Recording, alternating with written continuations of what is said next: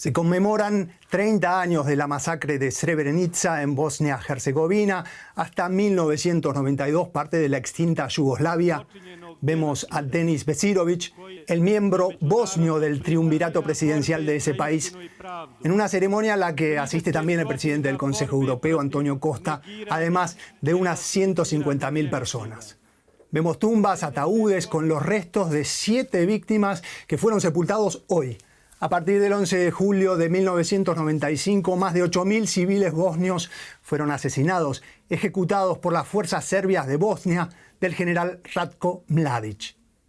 Y fue una de las peores masacres, o la peor masacre ocurrida en Europa desde la Segunda Guerra Mundial.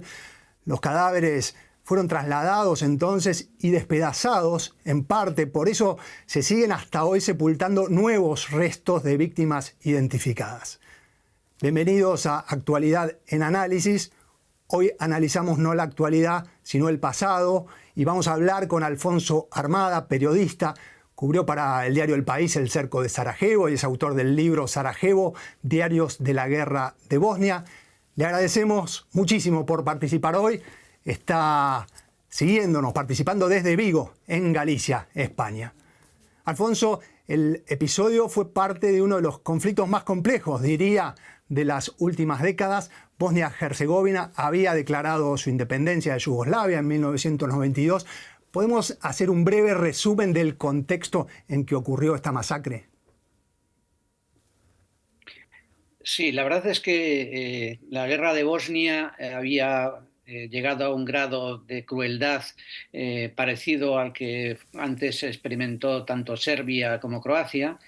Pero en el caso de Bosnia, donde Tito, el antiguo presidente de Yugoslavia, había intentado que convivieran todas las etnias que formaban el país, la población estaba muy entremezclada. Y ahí la actitud de las tropas radicales serbias que defendían una gran Serbia, en muchas ocasiones aliadas con Croacia, provocaron que la muerte de los bosnios musulmanes y el sufrimiento de esa antigua región Yugoslavia fuera mucho peor. Y fue tristemente necesaria la llegada de esta matanza, en que fueron asesinados en 5 días más de 8.000 bosnios, jóvenes, ancianos, hombres, para que la comunidad internacional reaccionara y atacara las posiciones serbias en torno a Sarajevo y se pusiera fin a una guerra devastadora. Alfonso, vivimos hoy las guerras o cualquier conflicto, o en realidad cualquier episodio, en vivo, en las redes sociales, en televisión. En ese momento existía el internet, pero no estaba difundida. ¿El episodio se supo enseguida lo que estaba ocurriendo a partir del 12 de julio allí? Sí, hay una paradoja curiosa. No había redes sociales entonces, pero la guerra de Bosnia fue una de las guerras mejor cubiertas por la comunidad internacional, por la prensa internacional. El diario El País y muchos otros periódicos, emisoras de radio y televisión españolas cubrían sistemáticamente lo que ocurría en Bosnia. Y pasaba lo mismo en Alemania, en Francia, en Reino Unido. En buena parte del mundo este conflicto se cubrió muy bien. Y la matanza de Srebrenica se supo con bastante rapidez. El problema es que a pesar de que esta cobertura era constante, que la población sabía lo que ocurría, que los gobiernos sabían lo que estaba ocurriendo, no se reaccionó hasta que fue demasiado tarde. Y una de las cosas que llaman la atención cuando leemos sobre el episodio es la presencia en la zona de un contingente de cascos azules, de tropas de las Naciones Unidas de los Países Bajos. ¿Qué fue lo que ocurrió? Bueno, es otra de las tristes paradojas de lo que ocurrió en Yugoslavia. Había una fuerza internacional, un PROFOR, que era manifiestamente inoperante porque tenía un mandato que les ataba las manos para impedir que se cometieran asesinatos y crímenes de guerra. Cuando ocurrió la matanza de Srebrenica, había un destacamento de unos 200 cascos azules holandeses encargados de proteger a la población de Srebrenica. Y este destacamento fue incapaz de plantar cara a las tropas al mando del general Mladic y prácticamente ante sus ojos vieron cómo eran apartados los hombres, los adolescentes y los niños de las mujeres y fueron llevados a un lugar para ser sistemáticamente asesinados.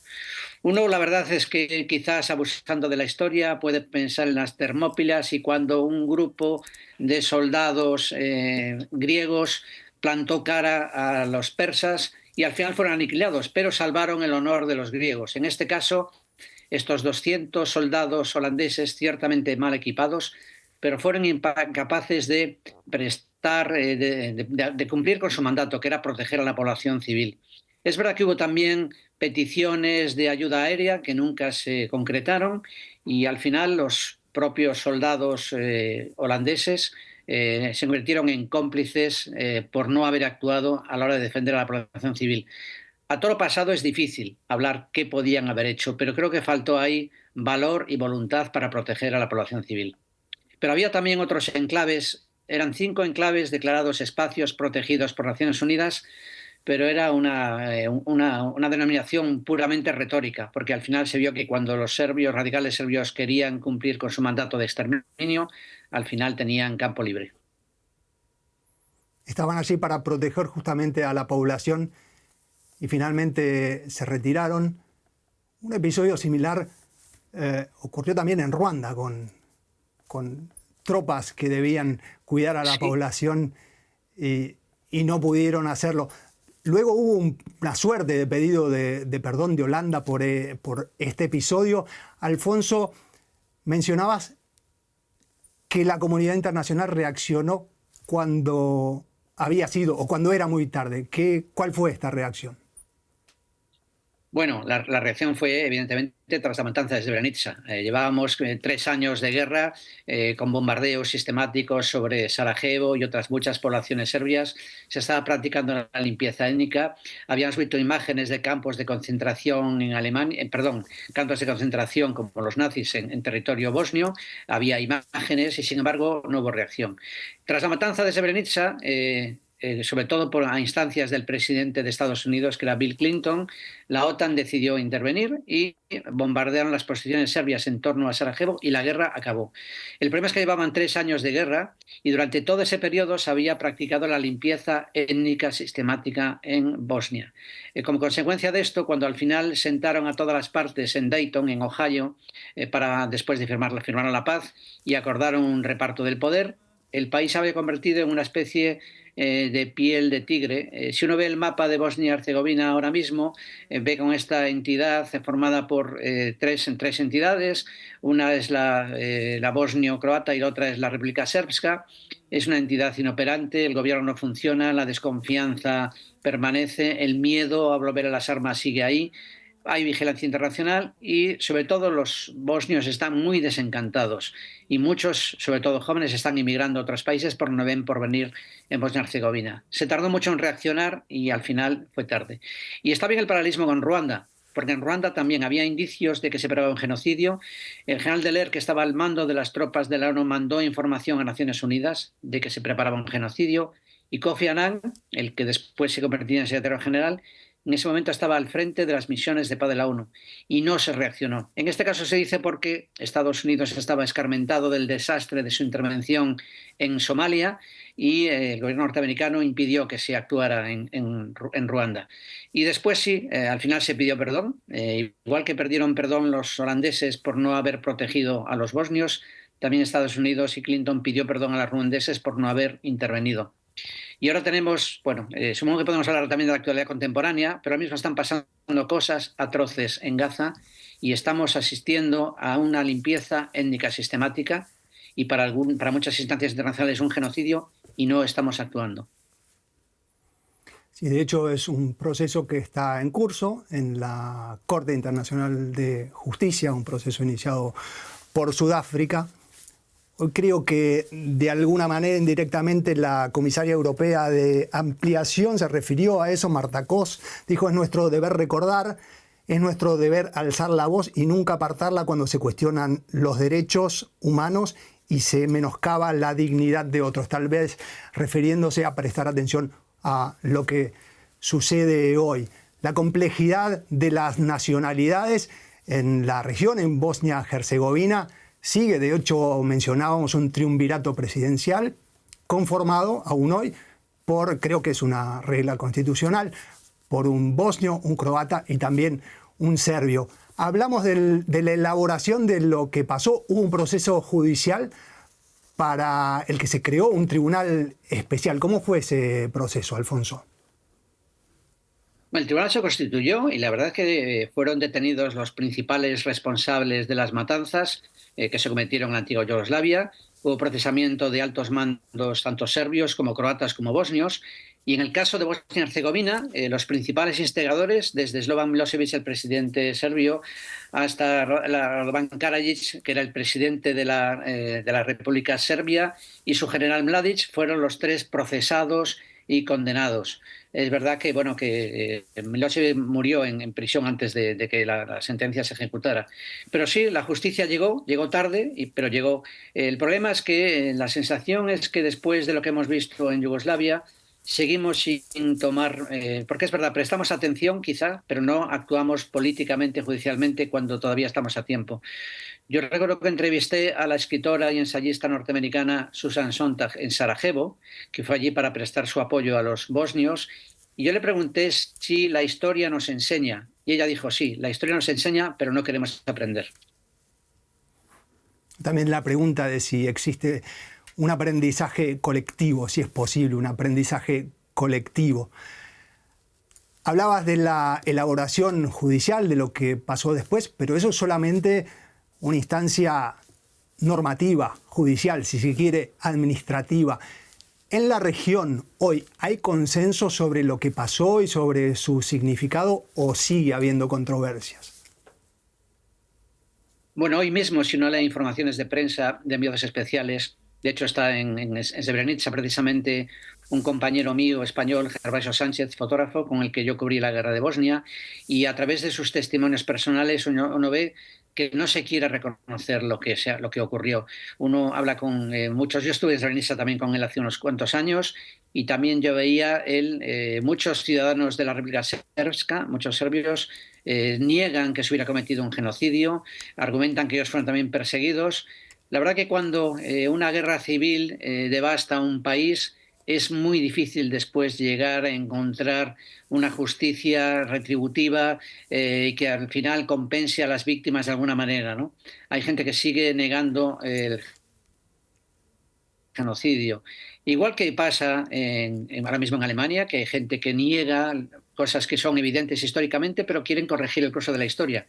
Y es una corriente internacional, hay una especie como de reescritura de la historia y una deriva muy preocupante. Una filósofa norteamericana, Hannah Arendt, decía que cuando no reconocemos los hechos y al final convertimos todo en opiniones, al final es imposible que haya un mínimo consenso y todo se va convirtiendo, bueno, es tu opinión, perdona, hay hechos y hay opiniones. Y tenemos un presidente ahora norteamericano que además le gusta presumir de esto, ¿no? Que las opiniones, incluso las mentiras como tales, se difunden y no tienen ningún coste político. Y esta especie de sensación de que la verdad no prevalece, de que la justicia no prevalece, creo que contribuye a que mucha gente pierda confianza en las instituciones y en la democracia.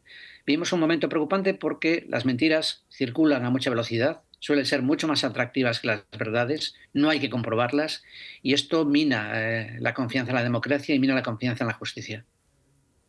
Sí, lo de no hay hechos sino interpretaciones se ha impuesto de alguna manera.